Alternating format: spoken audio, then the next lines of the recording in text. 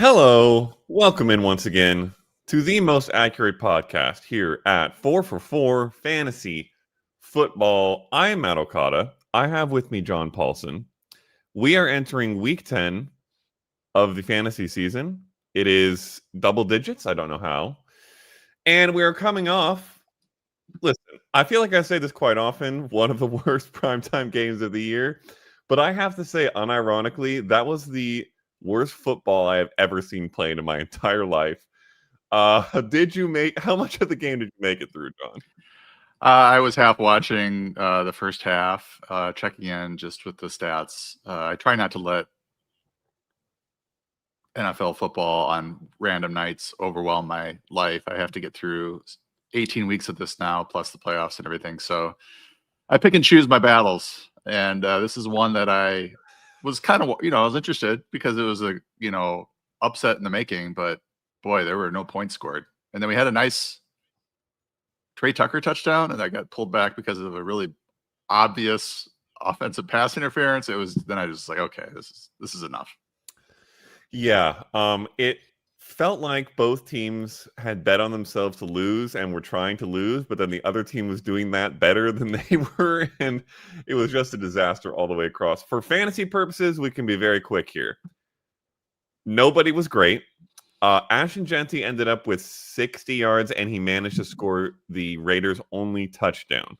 However, even with a touchdown, he wasn't that great. I would like to ask, before we move on from this game, and there's really not much else to say, we'll talk about one thing on the Broncos side. Where are you at with Ashton Genty? Is he an RB1 for you? Is he fallen out of that range? It feels like he needs a touchdown to be in the middle double digits at all. Yeah, he's sort of been, I think at the start of the season, there was some optimism that he was going to be a low-end RB1 type or even better than that. I think this offense is not great. He did show some signs of life. He does here and there, but I think he needs a good matchup to really be a confident start, and he has one next week against Dallas. So, but down the stretch, he's got Cleveland, Chargers, Denver again, Houston. He does have two nice matchups, Philly, who's a light green matchup, and the Giants, who are a dark green matchup. And when I say dark green, that means very good matchup in weeks 15 and 17. So, I mean, he's going to be useful, but he's not, a locked-in starter necessarily. There might be some weeks where you're benching him for a sneaky start. Okay. And that is a good mindset to consider because that's not where we were on Genty to start the year, at least most people who drafted him, where they drafted him. On the Broncos side, I think the one thing worth noting, J.K. Dobbins was very good, by the way. R.J. Harvey, not so much. And most people on Denver and both teams, not so much. But how close are we to viewing Troy Franklin as better than Courtland Sutton on a week-to-week basis? Because it feels like over the past maybe month, it's been trending that way. He was 5 for 40 and a touchdown on 9 targets. Sutton was 3 for 24 on 4 targets in this game. Yeah, in preparation for this question, I pulled up their fantasy points the last 4 weeks, and yeah, Franklin's at 43.2, half PPR, Courtland Sutton at 34.1. So he has outscored him. He seems to be a little bit touchdown dependent, Franklin, but he did see 9 targets last night compared to Sutton's 4. And this was a game that, shaped up well for Sutton, but it didn't really pan out for him. I did want to mention one other thing with Vegas, after trading Jacoby Myers away, I was interested to see what the target distribution was going to be in that wide receiver room. And Tyler Lockett, I think what the Raiders did, honestly, was Lockett became available because he got cut, right? They're like, well, Lockett can give us everything that Jacoby Myers is giving us right now.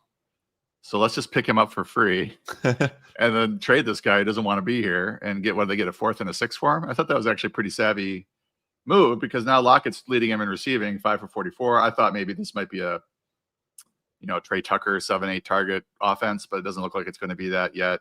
Brock Bowers, obviously, just the 3 targets, very disappointing for anybody who started him last night. But I just wanted to mention that because once we had these trades, landscapes change a bit. And I don't think Tyler Lockett's going to be a fantasy asset again, but in really, really deep leagues, he might be a spot start in PPR formats.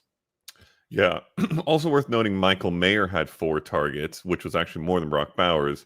It feels like they're largely going to make up the missing Myers targets with a mix of those guys, probably. And we'll see if either of them ends up being fantasy relevant at all. It seems very unlikely because his offense just simply can't get first downs and put drives together. Also worth noting, Geno Smith got banged up. It was like a thigh bruise, I believe is what they said.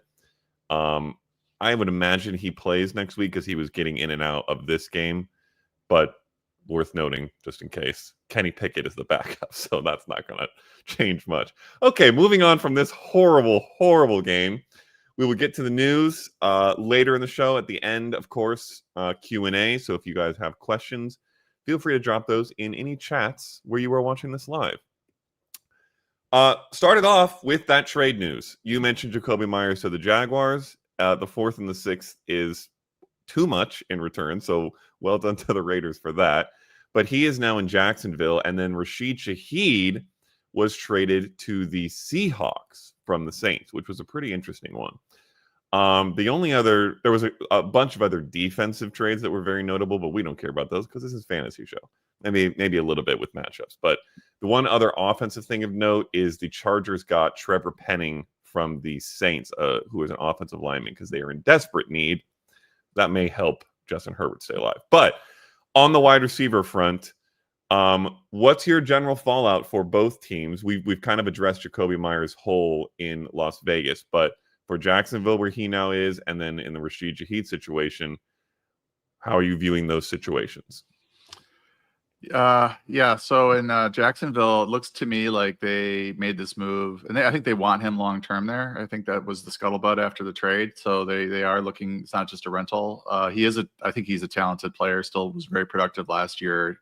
Has not had a good year and just not really vibing with Geno Smith. And it's understandable why the Raiders wanted to get Tyler Lockett back, because he and Geno Smith had a nice rapport. So in Jacksonville, this looks to me like, Travis Hunter is going to be out a while. Brian Thomas has the lowest high ankle sprain, so it looks iffy for this week. We are really banged up at receiver, and we're trying to kind of keep our head afloat. Kind of down to Parker Washington, Diami Brown, who I believe has an injury as well. It looks like he may play this week, though I think it's a concussion. Maybe it was a hamstring, but I was sort of writing him off for this week, but it looks like he may play. But it looks like it might be, Washington, Myers, and Brown this week, with Thomas and Hunter sidelined. Like long term, I think Brian Thomas and Travis Hunter are the two best receivers in this, certainly with upside and young receivers that have already proven themselves to some degree. Myers is a nice third option. Washington's a nice third option. So they've got some guys that, if they're all healthy, this is a pretty deep group of receivers. It's going to be tricky to until we really know what the pecking order is. It's going to be tricky to project them in terms of targets and snaps and routes and everything. But I do think Thomas right now, is everybody who drafted him is probably despondent, and I don't blame them. I mean, he got off to the rough start and started to show some signs of life, had the Hunter injury, which would help him in theory. And then he has a high ankle sprain, which is probably going to be an issue for a couple weeks. So I'm just going to hold him and hope that the fantasy playoffs, stretch run goes fairly well for him, because if Hunter's out, he could have some big games. To update, Diami Brown was a concussion. He was a full practice yesterday, so he should probably play. Brian Thomas Jr. is almost certainly going to be out.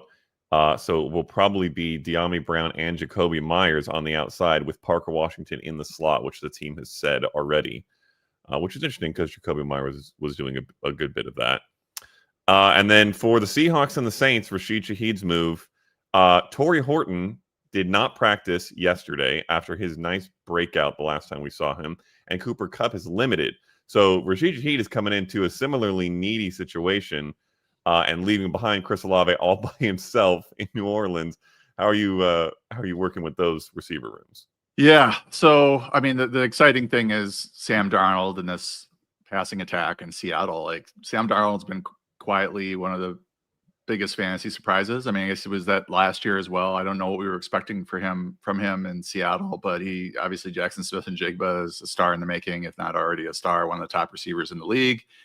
The Shaheed seems like we're going all in. We have a good defense. We have a pretty good offense. We're gonna NFC's wide open. I think we're gonna make a push here. And Shaheed was available. He brings some incredible speed on the outside. Anybody who's followed me a long time knows I'm a big fan of him, and especially in return yardage leagues. Kupp has this injury, which opened the door for Torrey Horton last week, and Torrey Horton was a sneaky start, ended up catching 2 touchdowns, 40-something yards. Obviously, the Shaheed arrival is going to take some wind out of the Torrey Horton sails. There isn't really, I don't think, enough to go around here to really support 3 or 4 fantasy receivers.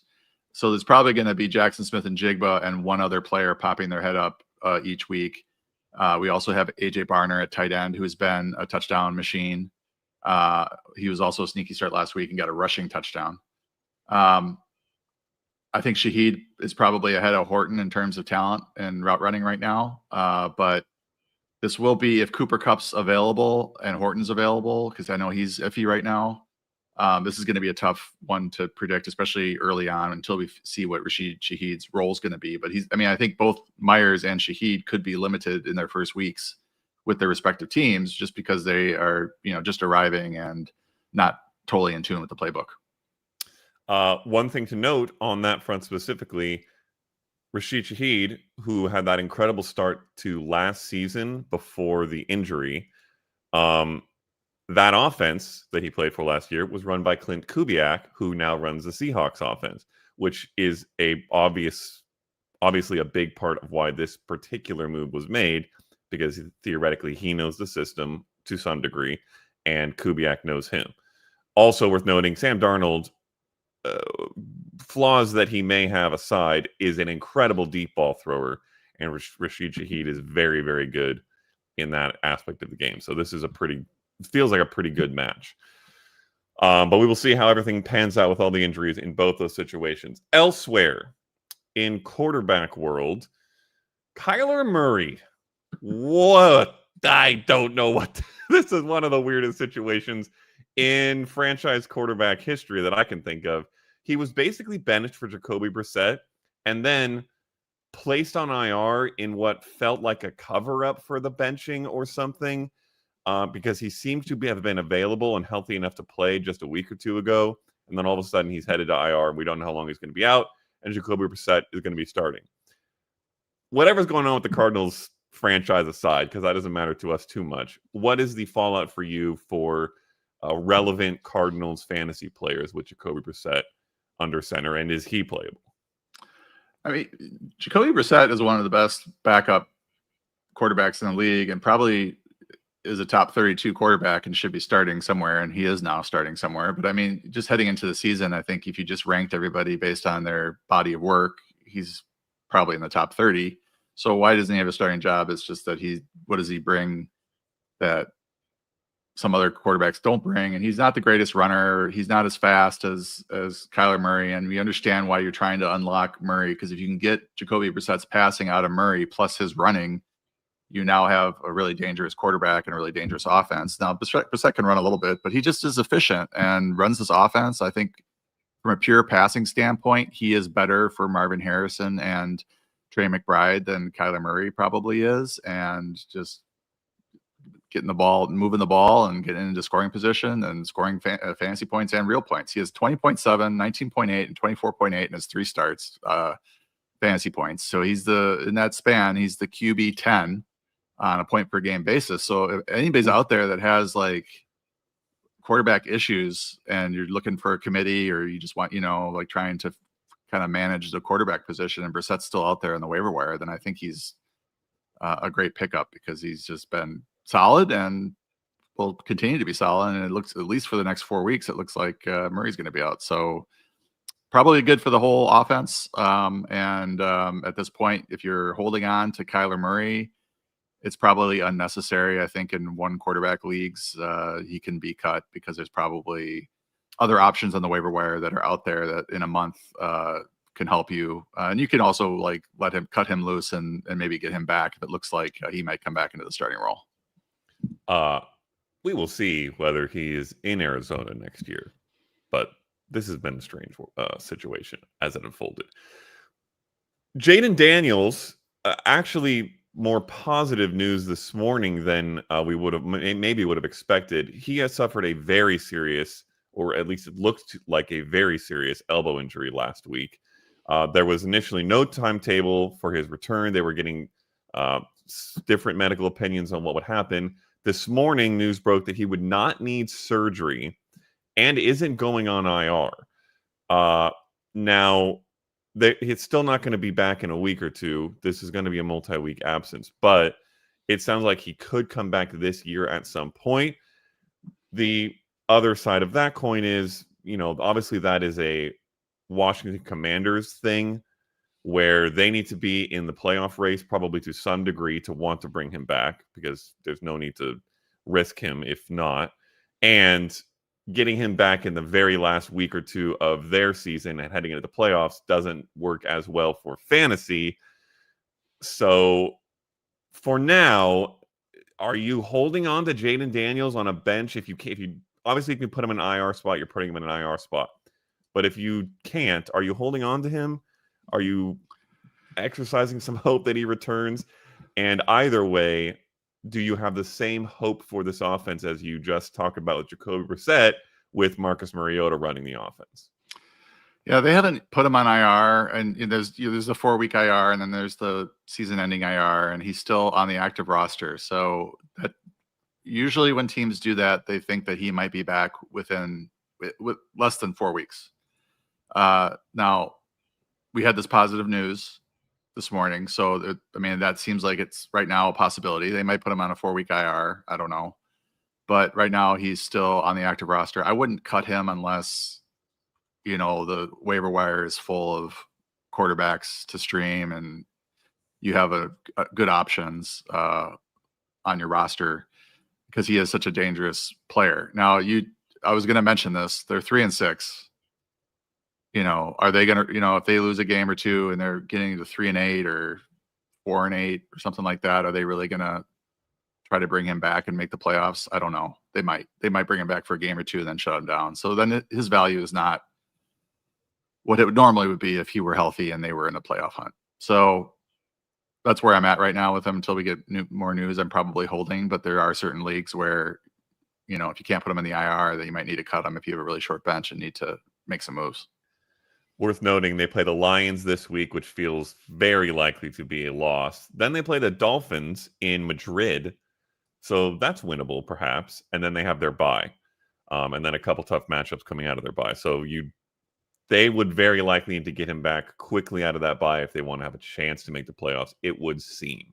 But we'll see. Good at least to know things are better for him than they initially appeared. Elsewhere, Chris Godwin, it has been reported, could maybe return in late November or in December. This is not great for anybody who is holding on to Chris Godwin. It sounds like he's unlikely to contribute much to your fantasy run. Are you still going to try to hold him for a bit here in relatively deeper leagues? And more importantly, with him now comfortably out for the foreseeable future, what is your breakdown on the Bucks pass catching group for the next several weeks? Well, I think this boosts Tez Johnson's value. He's been quietly really productive for them. It boosts Cade Otton's value as well. Cade Otton doesn't do anything until all the receivers are injured, and then he explodes for big yardage games. He's been really productive the last 4 weeks and is probably due for a touchdown at this point, given all the volume he's had. So Godwin, obviously IR is an option for him in your IR spot. I am in some bigger format, and he's just eating up a spot on my bench right now. But it's just holding out hope that he can eventually come back. But it's just looking at the waiver wire and seeing, is anybody there interest me enough to cut Chris Godwin? There's usually somebody else on my roster that I'm willing to part ways with, holding out hope that he can come back for the last 6 games or something, 5 games or something, and give me some good fantasy production. Also for Tampa Bay, Bucky Irving still not practicing. This has been a very slow developing return from injury. So it looks like we will probably get another week of Rachaad White as the starter, at least one more week of Rachaad White as a starter. Keep your eyes on that situation because it's not locked in yet. But assuming that's the case, do you feel okay about Rachaad White as the starter for now? And you're continuing to hold Bucky Irving, I assume. Yep, holding on to Bucky Irving. You're thinking he might come back after the bye. Obviously didn't. That's bad for him and his managers. But it does seem like he's getting closer or getting close-ish, I should say. White this week's kind of a tough start because New England has one of the best rush defenses in the league, but he can score points as a receiver as well. So he's ranked as an RB2 this week. Okay. That would have been one of the highlight running backs in the bad matchups. So we got that one a little early. Elsewhere, we didn't mention this in the quarterback's injury situation news section place thing, but CJ Stroud is out with a concussion. Davis Mills will be starting. So a third question to you, John, of how do you feel with the backup in place? They are playing the... Who are they playing? Jaguars. Jaguars. Yes, at home. How do you feel about that situation? Well, he's not as good as CJ Stroud. He's not an incompetent, inexperienced backup. It's not great. I mean, his yards per attempt, his career yards per attempt, 6.4. You'd like to see that at over 7. 16 touchdowns as a rookie, 10 interceptions, 17 touchdowns as a second season, 15 interceptions, averaging about 200 yards passing per game. So not great. He is competent to throw the ball to Nico Collins. I wouldn't feel comfortable starting really any other pass catcher there, honestly. Hopefully Nico gets all the targets and his managers can be happy about that. But, Christian Kirk or I don't know. Xavier Hutchinson. The rookies. Yeah, I don't like Jaden none Higgins. of that's interesting to me. So yeah, you're just hoping for Nico or bust, I think, with him. All right, fair enough. In New England, Kayshon Boutte and Ramondre Stevenson were DNPs yesterday and just double-checked, were not participating in the initial portion of practice today being Friday. So they're both trending towards being out. The fallout for you in both the receiving core with Boutte out and the run game with Stevenson out is what we have to discuss the name Terrell Jennings. Terrell here in for the Patriots. How you handling these cores? Well, it's a tough matchup for New England on that side of the ball, running the ball as well, because of Vita Vea and Bucs defense is tough. But they give up a lot of receiving yards. I think the most in the league to the running back position. So Travion Henderson's, I like the Moores on his receiving yards, and I think he's a reasonable RB2, kind of a low end RB2, but a reasonable one because he is still in a timeshare. I don't think Jennings is going to do a whole lot against this rush defense, and he's not. I think the routes was like 28 or 27-4 between these two, so they're not running a Jennings out there as a pass catcher. At least they didn't last week. So Henderson looks like he has the most upside. I think he does have some PPR upside. And then with Boutte out, Diggs looks like a strong wide receiver too. And then you're like, who else can I start? Hunter Henry looks like a good option. I mean, it's not like Boutte was a big target earner. He had some good touchdowns and some good games here and there, but it wasn't like he was commanding 6 to 7 targets every single game. So it's not a huge hole to fill. Demario Douglas played really well last week. Had 100 yards and a touchdown. He is only playing like 25% of the snaps, including last week. So that's a dangerous game to play. Addison Hayes picked him as his sneaky start this week at receiver. I think it's possible, and I've got him ranked as a wide receiver 4. I am just a little I would think that that's what they would want to do is give him more snaps because he's over his career has had some good games and is a proven vet. Fill in some of those snaps with Boutte, but he's been pretty much the slot only guy, I believe. And they're going to run Matt Collins and Kyle Williams out there. They ran more routes than Demario Douglas did last week, both of them. So Douglas is if that continues, Douglas is going to have to be highly efficient on whatever targets he gets and routes he gets, which is possible. I probably feel better talking about starting him versus Matt Collins or Kyle Williams at this point. So for me, it's Diggs, Hunter Henry, and then maybe Demario Douglas as pass catchers. All righty. A couple other injuries just to monitor. James Cook cropped up on the injury report this week, but he did practice Thursday, so it looks like he'll probably be playing. Just worth noting, if Ray Davis is on your waiver wire, which if you play in a deep enough league to add him, he probably isn't, especially with this news. But worth looking. He is one of probably the better attrition backs to stash. Especially with this news. Most likely will not play this week or will not be at starter this week because Cook should be healthy, but just a note. And then Harold Fannin Jr. was a somewhat surprising DNP yesterday with a hamstring injury, but he is back at practice today, just checked. So he should be playing. That would have made David Njoku very interesting. Now you're going to continue to have the tight end split there. Are both interesting to you? Is just one interesting to you? How are you handling that tight end situation these days? Yeah, two things. One on the Bills. I do think that Ray Davis probably is going to assume most of the carries for James Cook if James Cook had to miss any time. However, Ty Johnson has been playing 3 times as many snaps in the last 4 weeks. He's seen 10 touches in that span. Ray Davis has seen 11.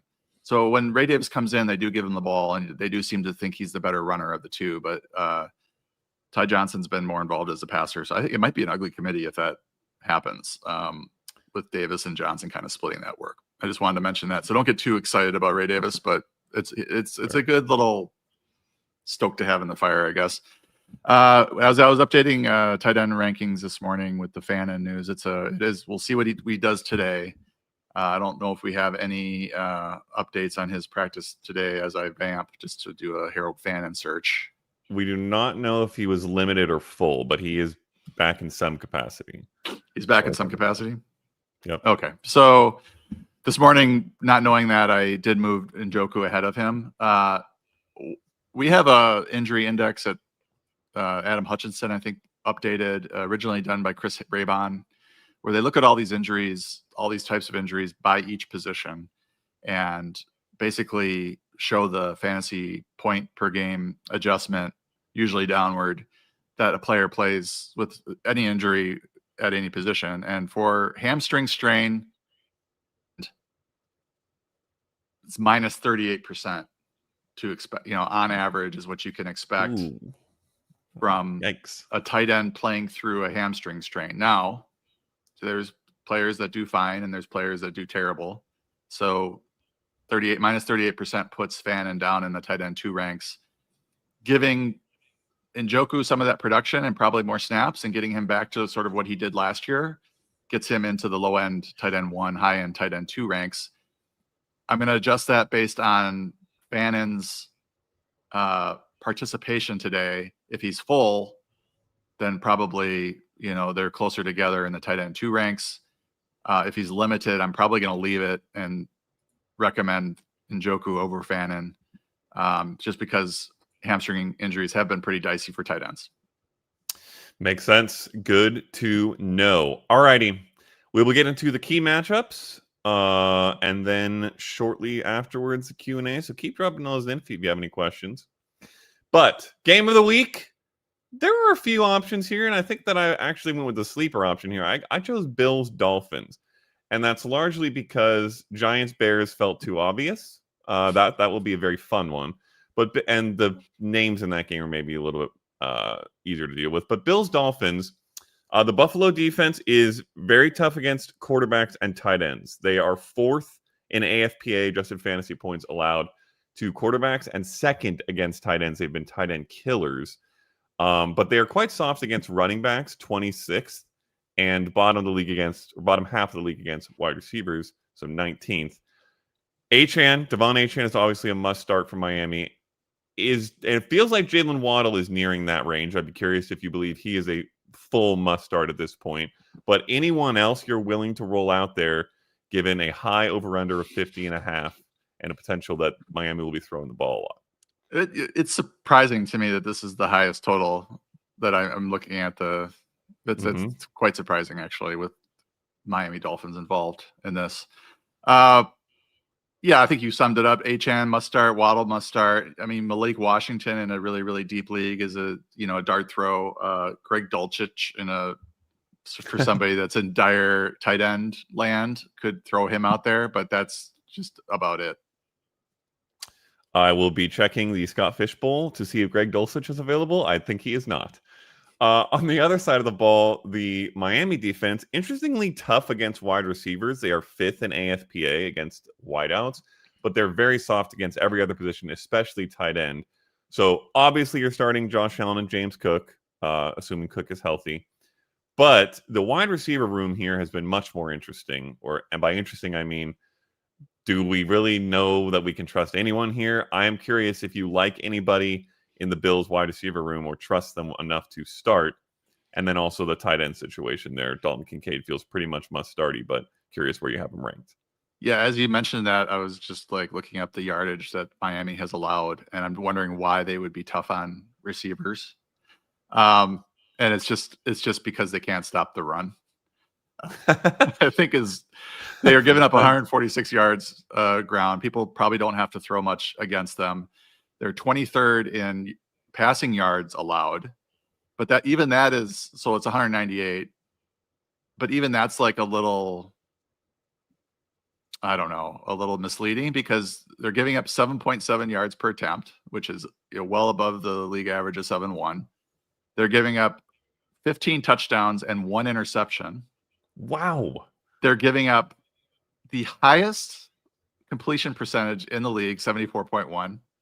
So I'm not worried about Josh Allen and any of this. I think he's going to be fine, and the receivers, and it's really Khalil Shakir that you're starting at this point at receiver with any sort of confidence. And he does have a really nice matchup against Jason Marshall, who I believe is allowing in the slot, allowing the most fantasy points per route covered in the league. Wow. So Khalil Shakir is sort of graduating to sneaky start status this week, and you might want to get him into lineups. There's nothing to worry about here. Okay.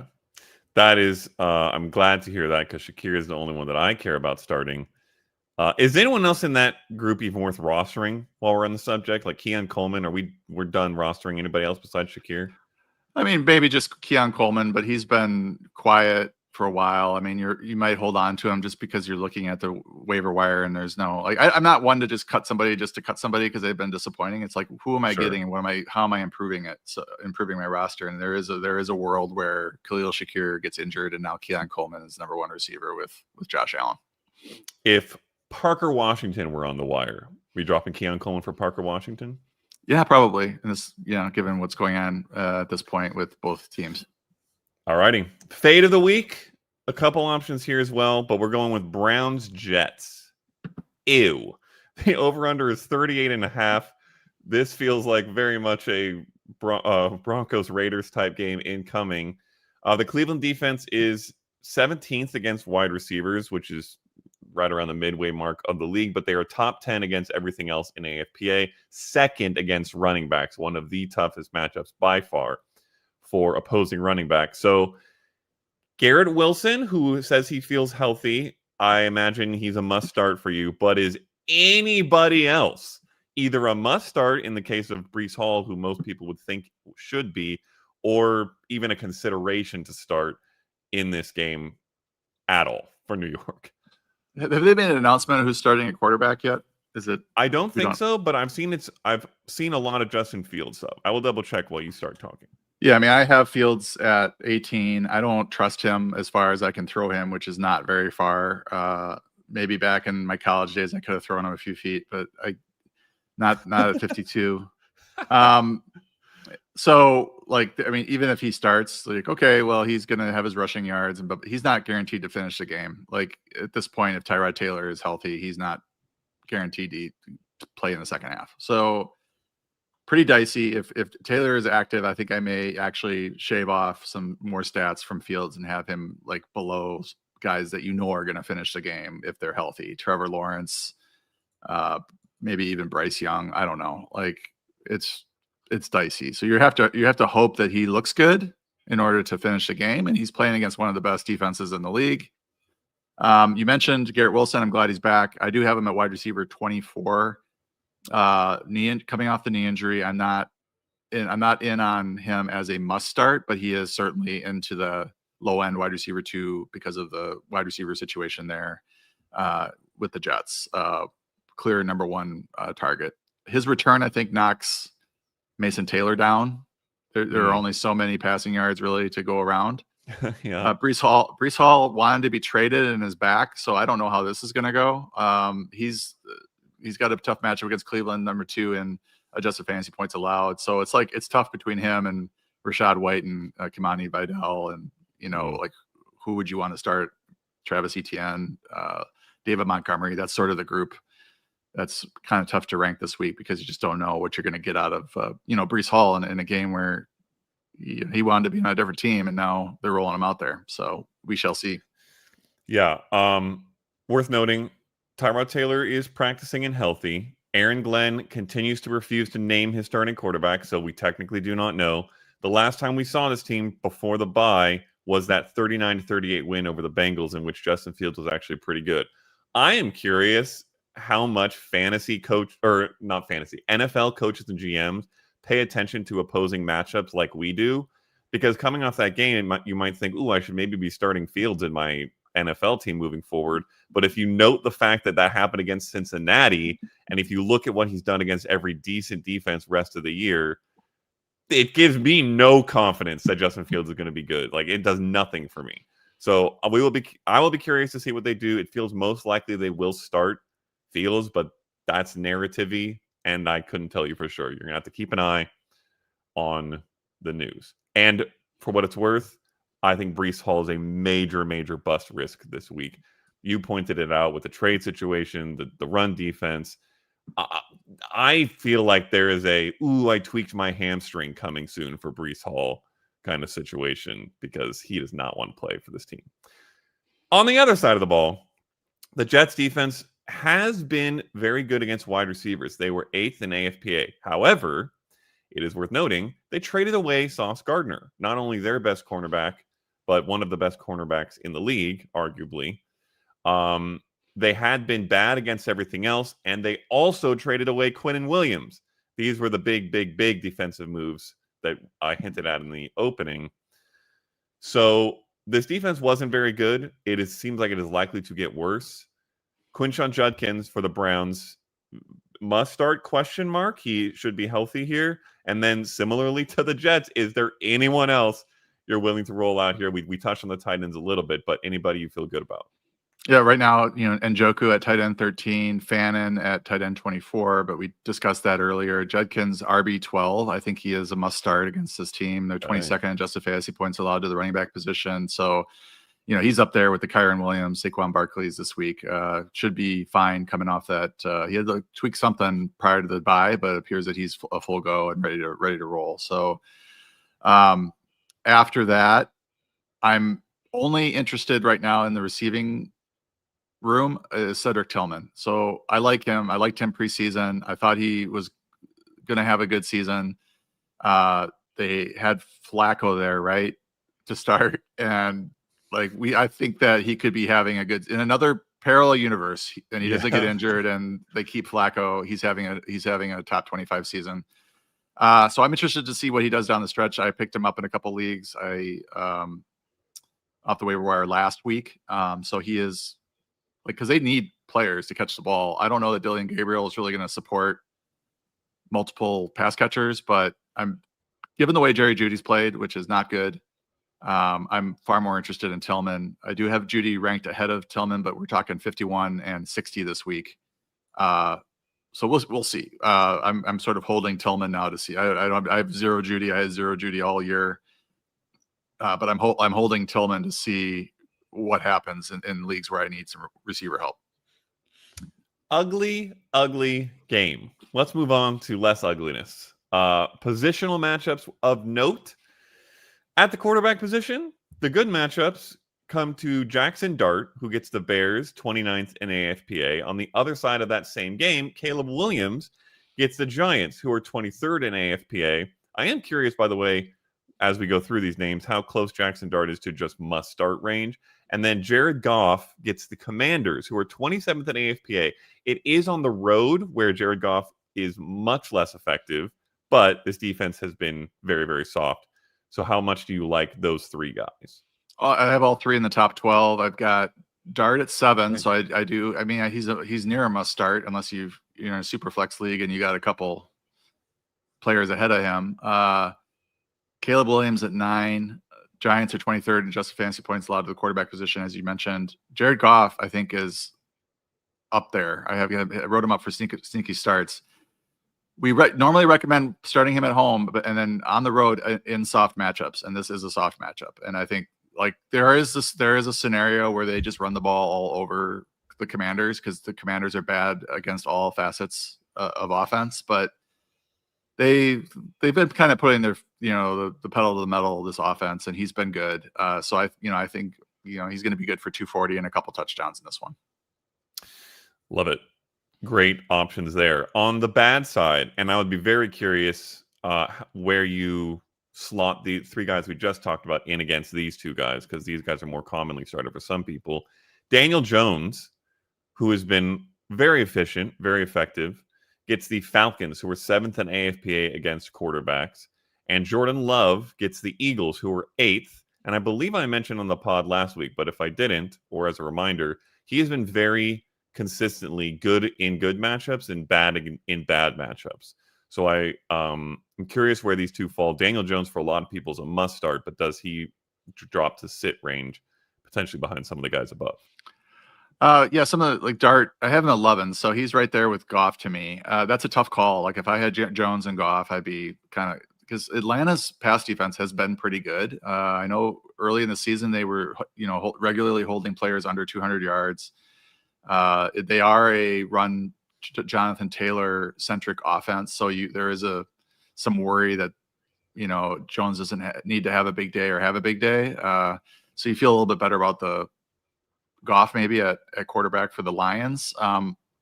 But I still think he's a low end QB1 given his production year to date. Love I've got at 14, and he's just ahead of JJ McCarthy and Jacoby Brissett and Marcus Mariota. So it's with some teams on bye, it's thinning out here in the QB2 ranks. I don't feel confident about Love this week against Philly. However, this is a Monday night game. I like to get into the narratives with the Packers sometimes. They were embarrassed last week against Carolina. Matt LaFleur, coming off a great win at Pittsburgh, comes home and just kind of lays an egg on offense. They're going to be motivated. And this might be a game where Philly jumps into a lead too. They're a good team. So if we get into some negative game script for Love, he also looks like he might get Matthew Golden and Dontavian Wicks back. And Luke Musgrave will be ready for the Tucker Kraft role. He's not going to be as good, but he'll be prepared and they'll have him in the game plan. So I think they do have weapons, and this could be a game that's a little higher scoring than people think. We'll see. But I think he's startable. That's why I have him at QB 14. I do feel better about somebody like Sam Darnold at QB 13. Worth noting, Daniel Jones coming off what was by far his worst game of the season in a very, very fluky, strange game against the Steelers defense, who had not been very good and all of a sudden forced a gazillion turnovers, couple fumbles. Daniel Jones was just not great. But otherwise, he has been very good. However, this Falcons defense has been very strong, also particularly against the deep ball. I wrote up Daniel Jones as a bust in one of my articles this week. That's largely why it feels like a tough matchup, particularly for him. But we will see. He has been very efficient. Just like you said, borderline start instead of an easy start. At the running back position, DeAndre Swift, who is healthy, and I would postulate to you also Kyle Monangai, ? Get the Giants, who are 31st in AFBA. They are one of the best matchups by far for running backs in fantasy. The Vikings running backs get the Ravens. This is a very interesting question for me to you because A, what are we doing with this Vikings backfield? And B, are the Ravens, who are 28th in AFPA, actually that soft of a matchup still? They seem like they're kind of getting it together. And then on the other side of that Giants-Bears game, the Giants running backs, and we have more question marks here, get the Bears, who are 27th in AFPA. So basically, Swift feels like a must start, but are you getting Monangai in there? And how do you handle these two committees elsewhere? Yeah, let me start with, because I pulled up the defensive knowledge seeker report on the Ravens just to take a look at their rush defense. From since week 6, they're giving up 4.1 yards per carry, so that's not really bad. But they did give up 67 yards on 14 carries to Devon Achane with 6 catches for 39 yards. So I think there is still a window or an opportunity for Aaron Jones. Or I wrote up both Aaron Jones and Jordan Mason for sneaky starts, but it was more of an or. You're not, if Jones is active, which it looks like he will be, he did practice yesterday. Then you're not going to want to start Jordan Mason. If he were to be out, Jones, then you could start Jordan Mason. But I think Jones is the better start if he's healthy, if he's available. He had 11 of the first 14 running back touches in the game last week, so I think he's reassuming his role as the RB1 there. Yeah, and you're kind of hoping, if you're a Monangai manager, that Swift would take some time off and maybe hit an IR or something. I don't know.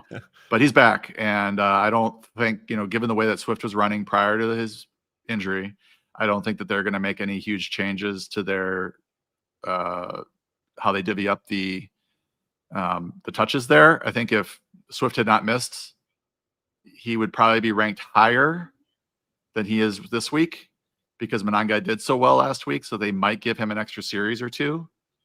So that's why I do think Monangai at RB24 is a viable low-end RB2, high-end RB3 flex type.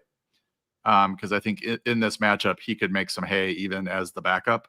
And I have Swift at RB15. I think he's a strong start if he's, full practice this week.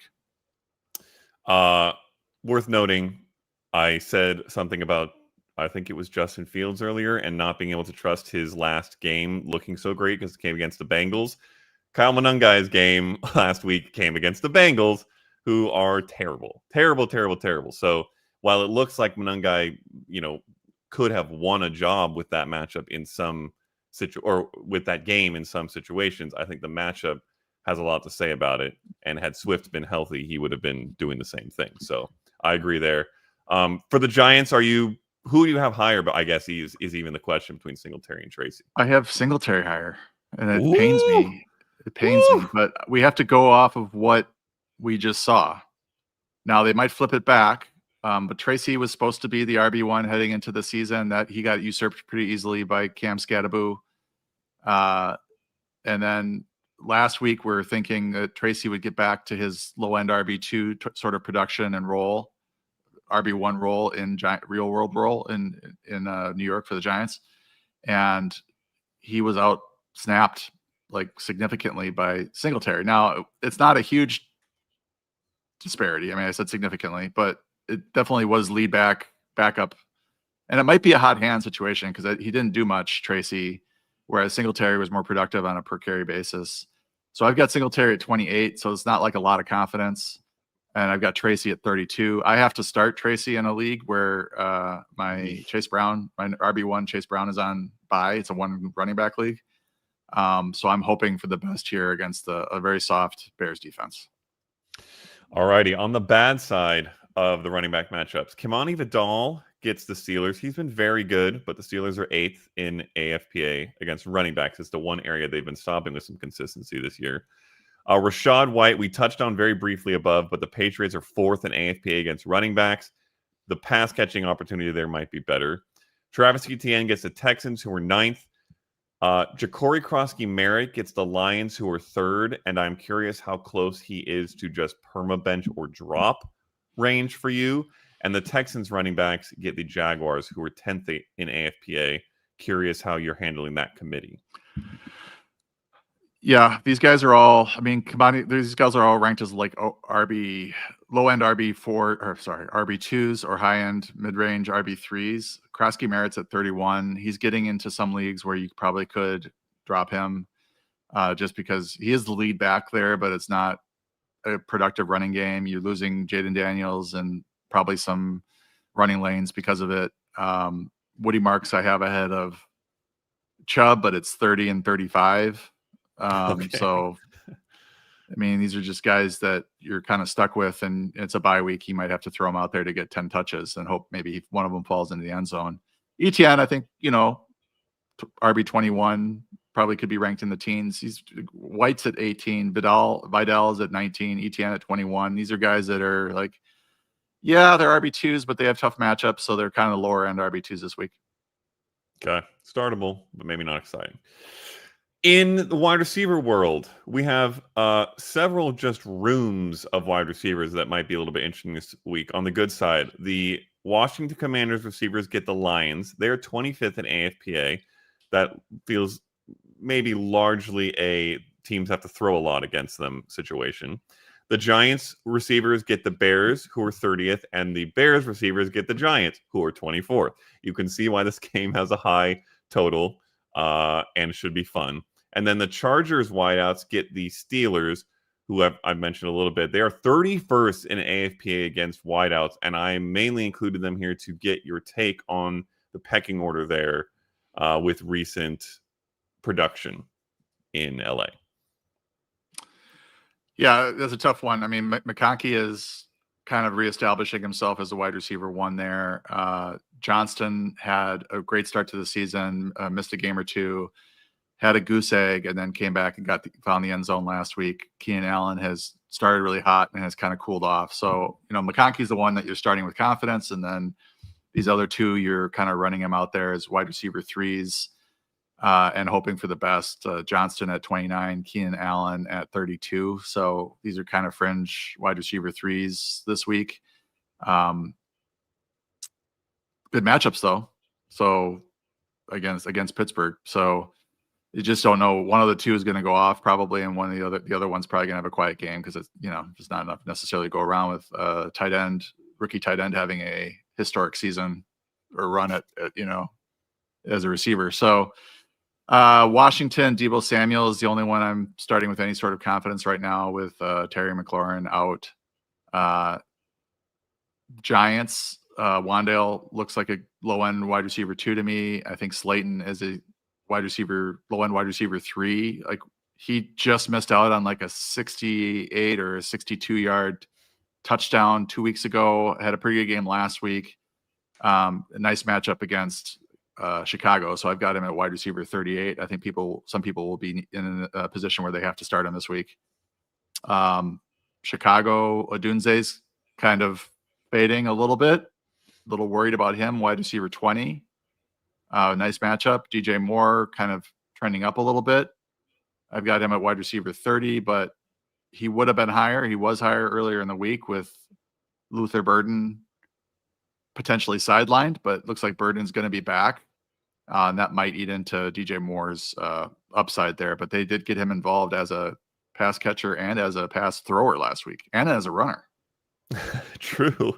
On that Bears situation, before we move off this, I'm just curious. Trade deadlines are coming sort of soon for a lot of fantasy leagues.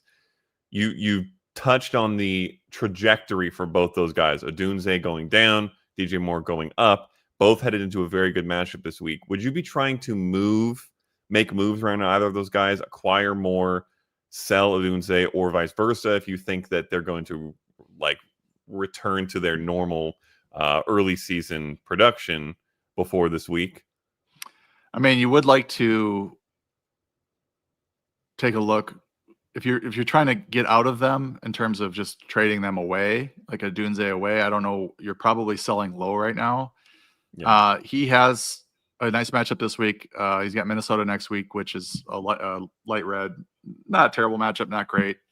Pittsburgh in week 12, Philly in week 13, and then he's got a string of 4 neutral matchups. And that's also DJ Moore. I think the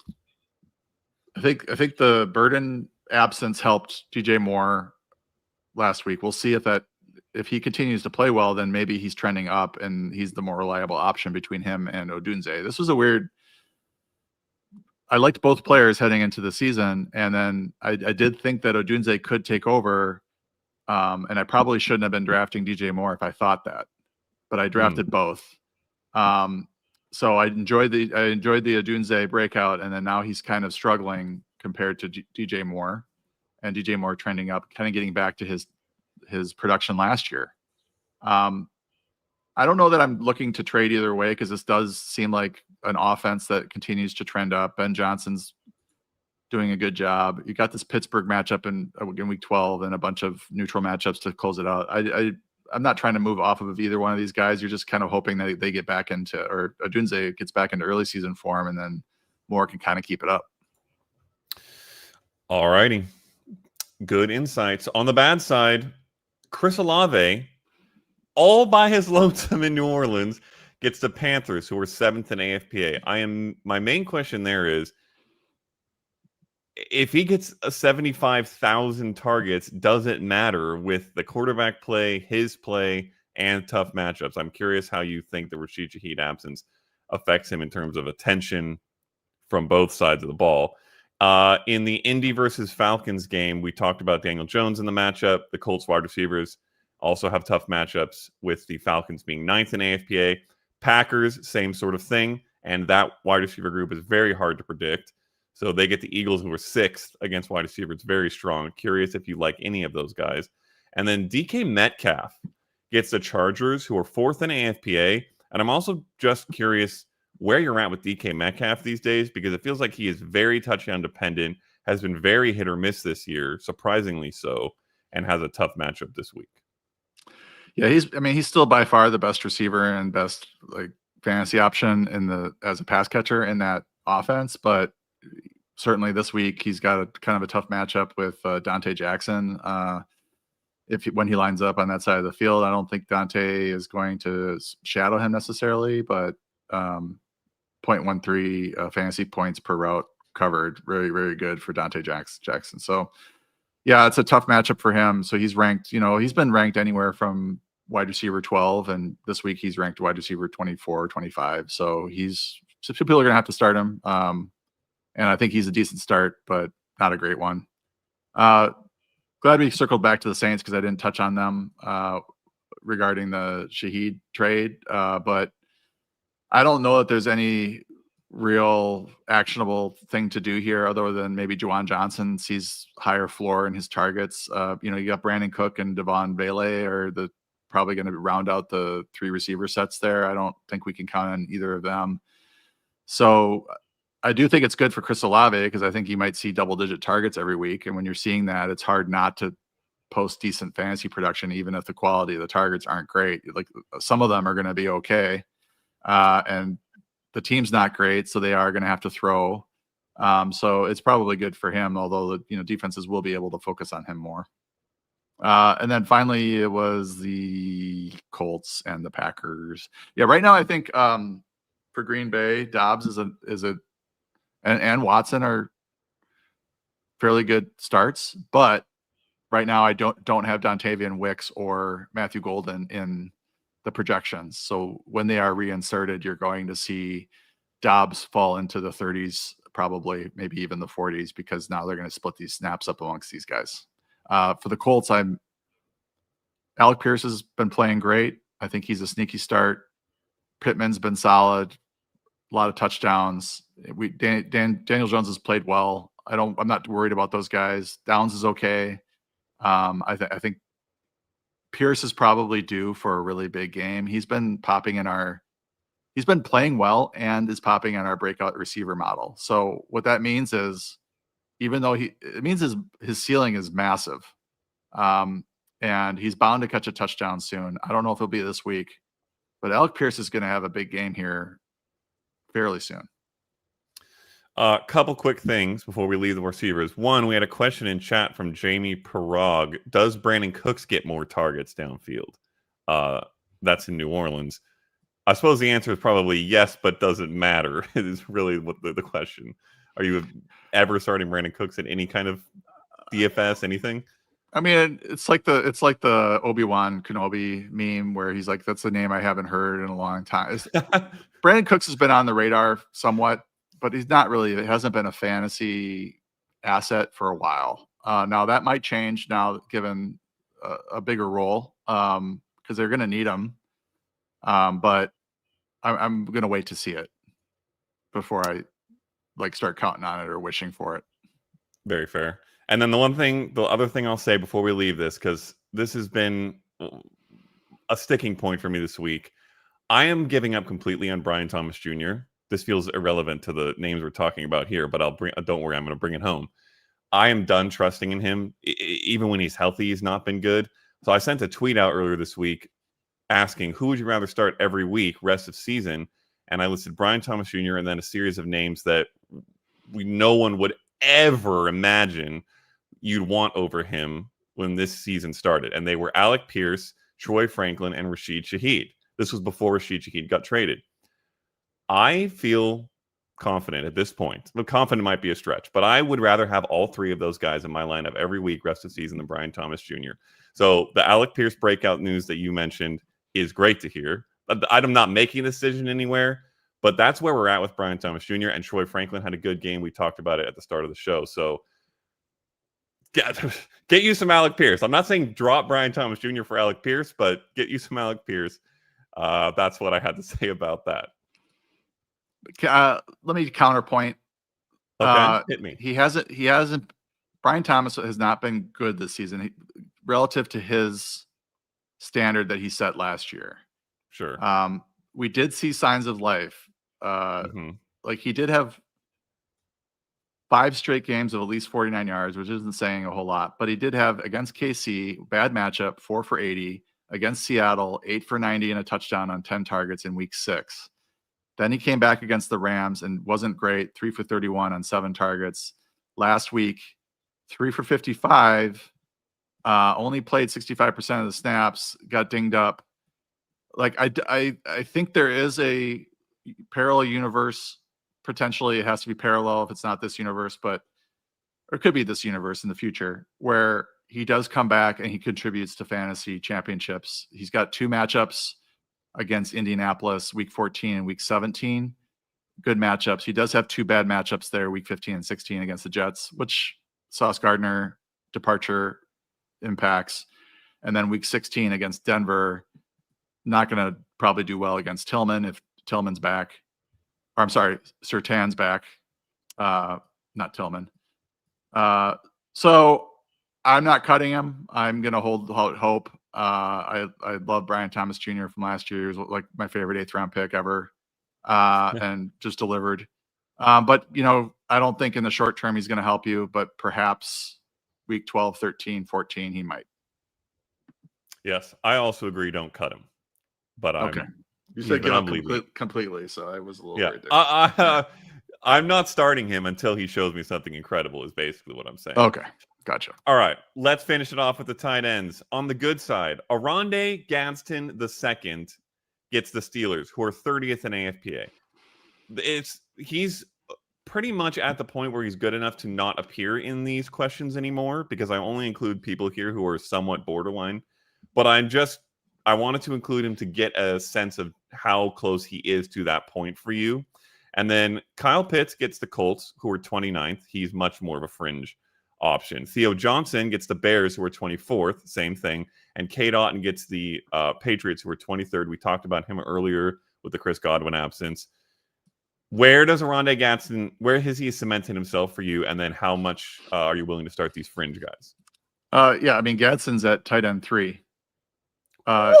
He's been that good. And he's ahead of, Kittle, who's been a little so-so. Tyler Warren, who has a really bad matchup.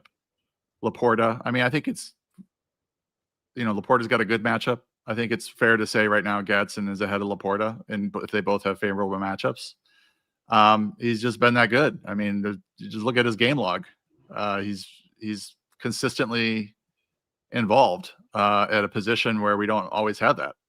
Pitts, he's a good start this week. Indy's 29th in adjusted fantasy points allowed. He's basically kind of taken over the Dara Mooney role there, and has been pretty solid quietly. Probably due for a touchdown as well. Theo Johnson, I've got him at 15 this week. I wrote him up for sneaky starts, and we discussed him on the podcast yesterday. Touchdown upside for him. And then Otton.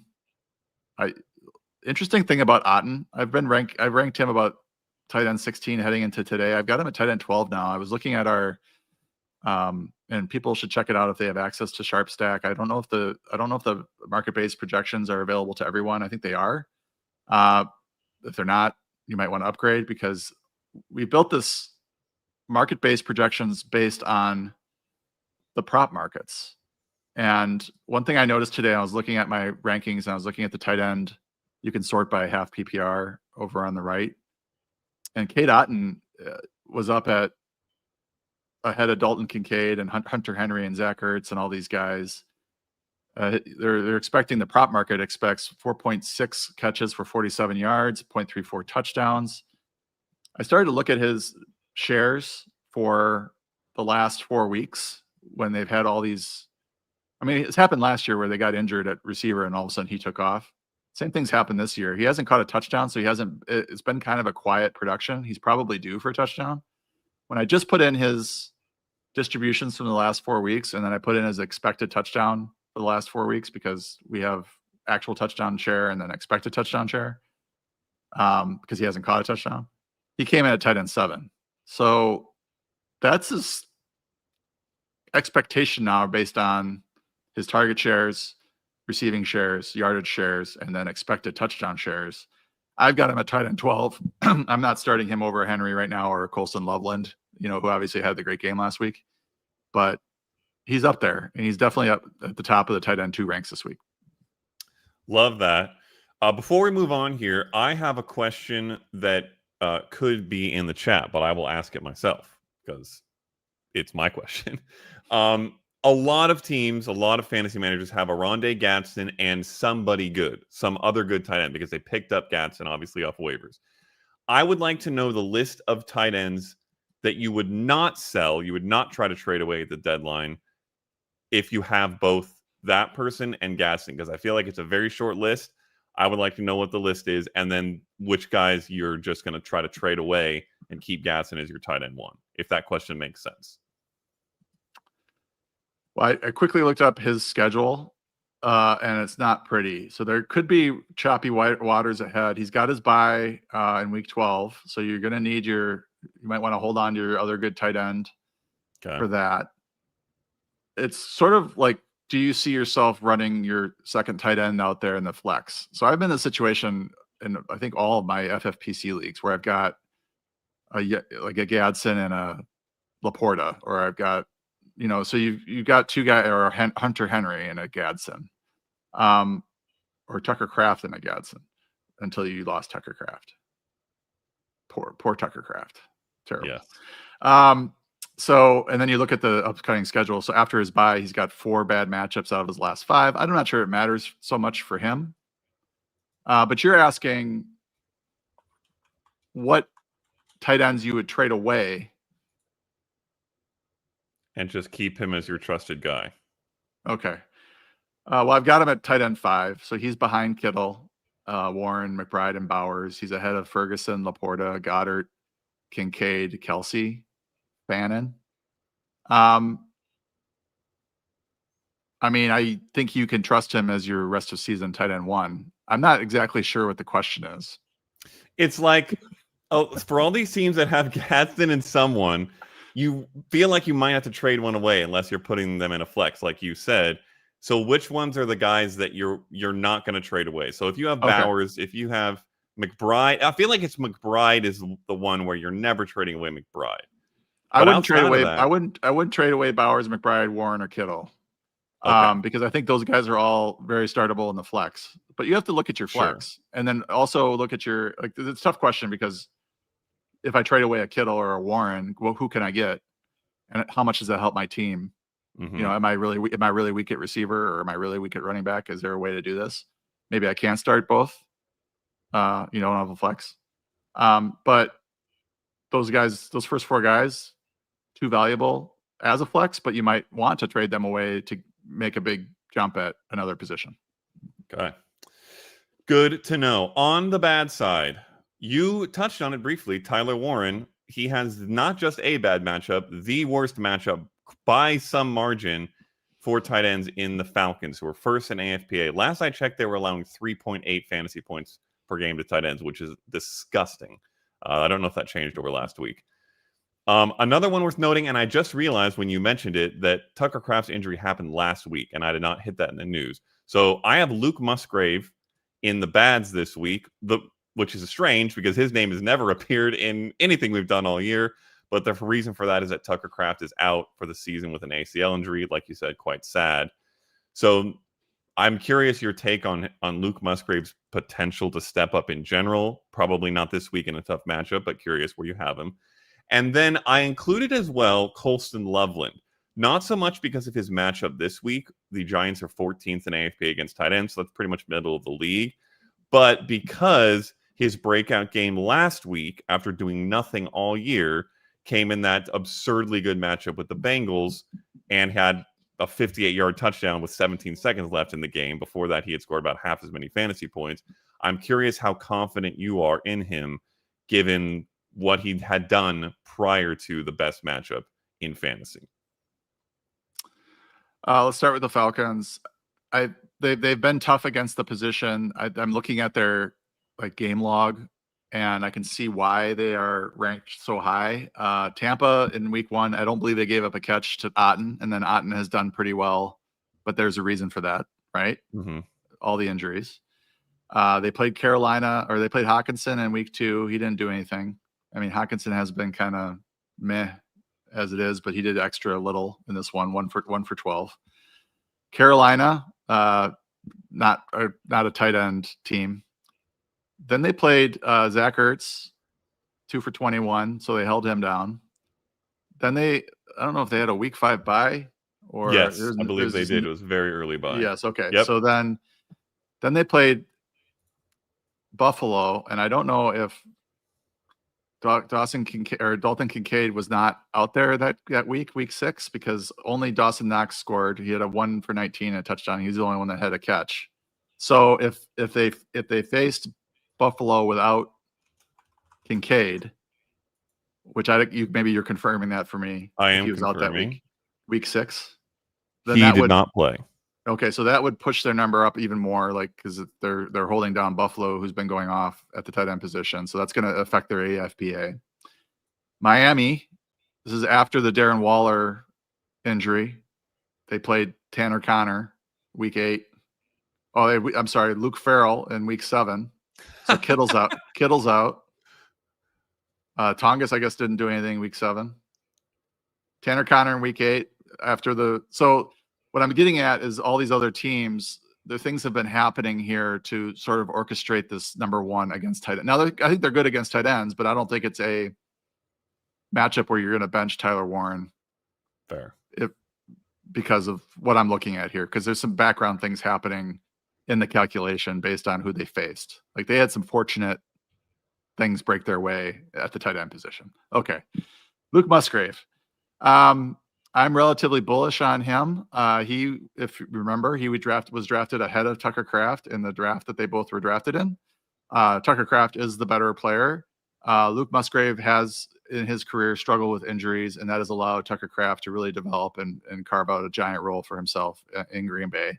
But Luke Musgrave is healthy now, and he has been productive when targeted this year. I think he will step into a large role and be pretty productive. I could see a scenario where he ends up posting low-end tight end 1, high-end tight end 2 numbers. It's going to be a little tricky there because of how they distribute the ball there, and Kraft was actually demanding, with his yak, was really demanding targets. And, I don't know that Musgrave will get into that situation, but he's going to have some good games on the stretch, in my opinion. I don't know if it was this week because of the matchup, but I like him. Colston Loveland is intriguing because of the Giant game, and obviously he was drafted ahead of Tyler Warren. The Bears thought a lot of him and starting to emerge, and we see this with rookies. They have good down the stretch type seasons. So I've got him ranked as low end tight end 1, high end tight end 2. I'm not confident that wasn't his best game. I mean, obviously it was a great game. He might not match it again, and he may have a kind of a downer game this week. I mean, rookies tend to be up and down.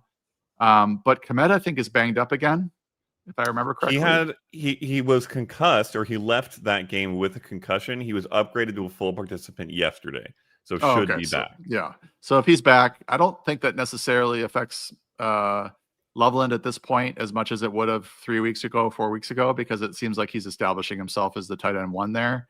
I'd feel better if Kmet were sidelined, but I think Loveland will have a pretty good game against the Giants. All righty.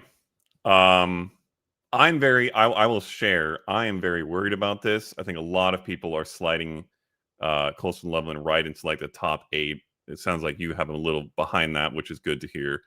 If you look at his game logs for the whole rest of the year, he had done nothing. And then in this game, Kmet left with a concussion. He was playing the worst team in all of football in like years against the tight end position. And he scored half his fantasy points on one broken play at the end of the game. This feels like a major overreaction to me for people who consider him a must start. I hope he is good, and I expect he will get better. Like you mentioned, the rookie thing. They drafted him to be this. So he should get towards this as the season progresses. But I'm very concerned about an overreaction here. Still startable probably because it's not a terrible matchup. But just worth noting there's a lot of context to that game. All righty. Let's get to the Q&A. And then we'll wrap this up. Samuel Burks, always active in the chat. Good to have you. Says, I got an offer to send Drake May and Saquon Barkley for Bijan. Wow. PPR, have 3 wins and need wins. I have Flacco and can pick up Mariota. Should I go with it? Wowee. So I saw this earlier, and my reaction was I remembered that Saquon Barkley, he has a couple tough matchups here, and I know you need wins now, but he's got a really great rest of season schedule.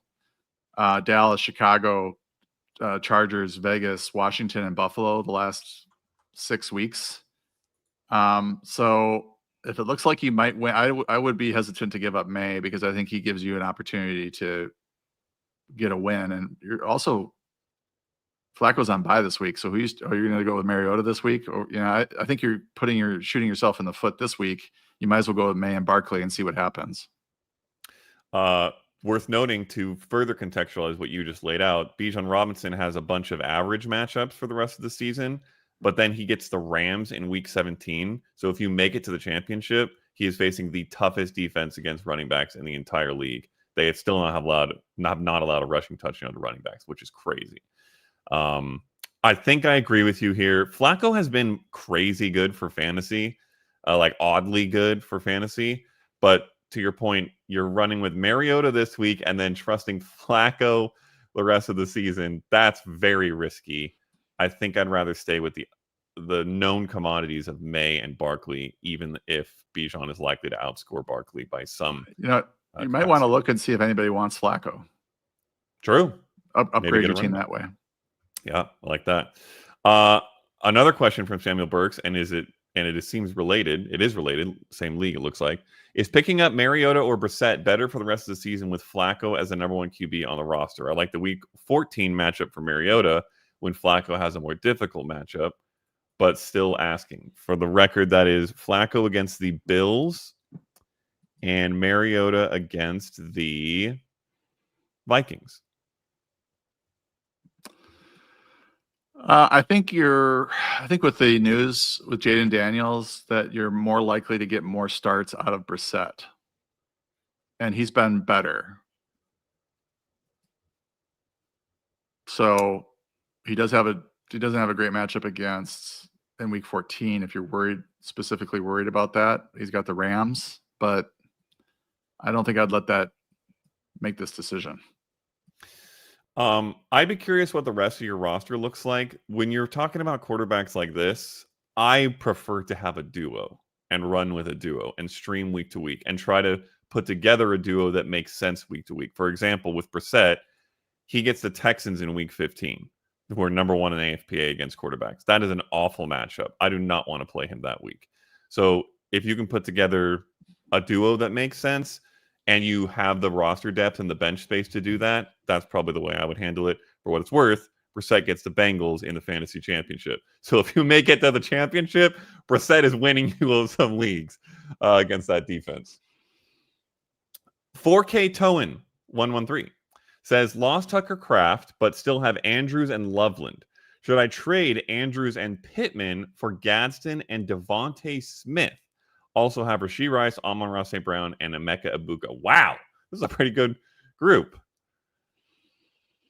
Yeah, I think I would do that trade because I think you're getting it's a downgrade, a slight downgrade at receiver, you could argue. I don't think talent-wise it is. Devonta Smith's a great player. Pittman's been better, but it's been touchdowns, which are not necessarily sticky rest of season, right? So I don't think you're seeing a big downgrade there from Pittman to Devonta Smith, who's also had some big games. And you're getting a very big upgrade at tight end. Correct me if I'm wrong, but I'm remembering last year Devontae Smith really taking over down the stretch and AJ Brown really struggling down the stretch. Was that last year, or am I making these things up? I'm pretty sure it is true. I have to pull up game logs. He had a lot of touchdowns over the second half of the year. I can tell you that much for sure. I mean, it seems like Devonta's been excellent. 6 for 84, going backwards here, 9 for 183 and a touchdown, 4 for 49, 8 for 114. The last 4 weeks, I would, argue that he has been as good as Pittman. Last year, yes, he had 4 touchdowns in his last 4 games from week 14 to week 17. Had 2 games with more than 109 yards receiving. So yes, he had a good close to this season last year as well. Seems like it's kind of headed that way again. I agree. I really like this trade because Gadsden becomes your for sure trustworthy every week tight end, which you don't have right now with Kraft gone. And I think Smith and Pittman are almost a wash. This is a big, big move, in my opinion, if you can do it. One more question from Samuel Burks. I just got an update saying T-Mac, Ted McMillan, has a hamstring injury and is questionable for this week. Can that be long-lasting? Is it worth looking at dropping T-Mac for Tez Johnson or another wide receiver for the season? I don't think you want to cut him. He did pop up on Friday's injury report. He is questionable. Hamstrings are not great, but I would agree you're not looking to drop him for Tez Not Johnson yet. Or probably maybe if he misses the game and this becomes a 2 or 3 week thing, maybe you could look at that. But he's a good receiver. It's the problem is the passing game and touchdowns there. He doesn't have many touchdowns. Yeah, one game that he has scored touchdowns in, he scored 2, but it was just one game. I will say, though, on this front, if you look at Ted McMillan's game logs, you don't feel great about what he's done this year. It's been quite inconsistent, single digits like more than half the time. This, to me, feels like one of the best examples of rookies get better down the stretch. I wrote a whole article about this, by the way, in the offseason. You can probably find it if you search Google for those things. I feel very confident that Ted McMillan is going to get better and better as the year goes on. It's just data. Rookies do this, particularly wide receivers, because they have a lot to learn in the offense. It's harder than a running back who's basically find hole, go through hole. I would expect him to be good down the stretch, so I would not be dropping him. Agreed on these fronts. That is all the questions I had highlighted, but I may have missed some good ones. Let's see if there's anything else worth noting here. So start-sit questions. Well, maybe not. Okay, there's a bunch of start-sit questions. If you have start-sit questions straight up, you can always check out John's rankings and decide that way. I see you put one on the screen, though, John. Do you wish to? I did. I saw this Garrett Wilson one. I think I would start Will Wilson over Quentin Johnston. The question basically is, would you be hesitant to start Wilson this week? I think I have him downgraded for coming back from a knee injury. So he is sort of ranked on average where a receiver, how he produces based off of a knee injury. So he is, at wide receiver 24. I think he's got some upside from there. He also has some downside, but you're talking about the wide receiver 1 for the Jets versus the wide receiver 2 or 3 for the Chargers. The wide receiver 2, maybe the third option behind Laporta for the Lions. So I think I would go with him given his likely target floor this week, Garrett Wilson. So yeah, it is a bit of a downgrade with the knee injury, but I feel fairly confident. One more question that we can hit on. It's a trade question, and a lot of these came into the very end, which is why I didn't notice them.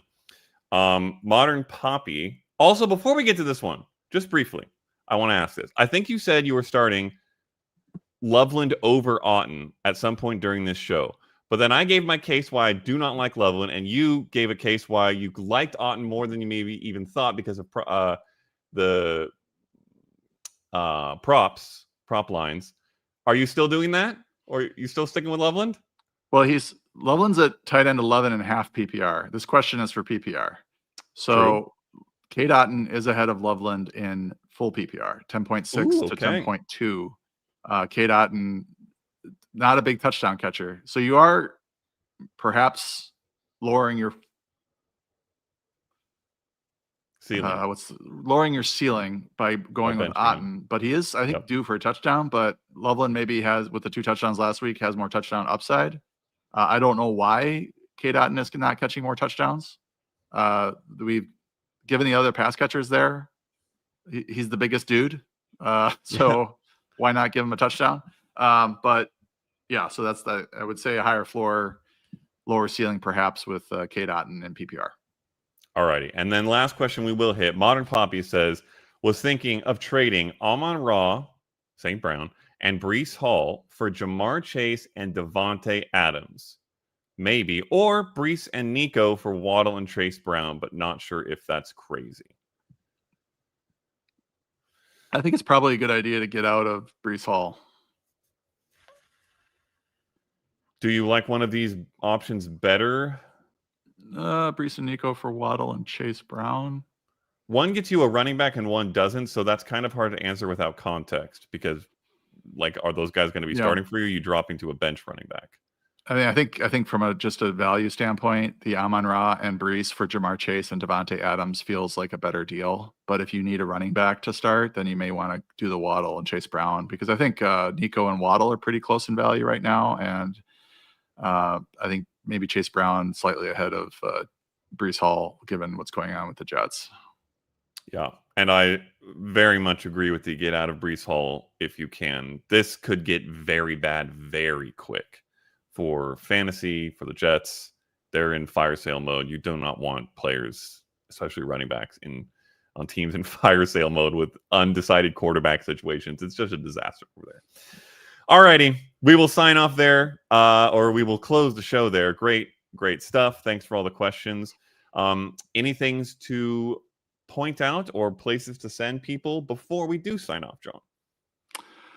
Sneaky Starts is up on the site. I'll be doing a Discord chat at noon Pacific.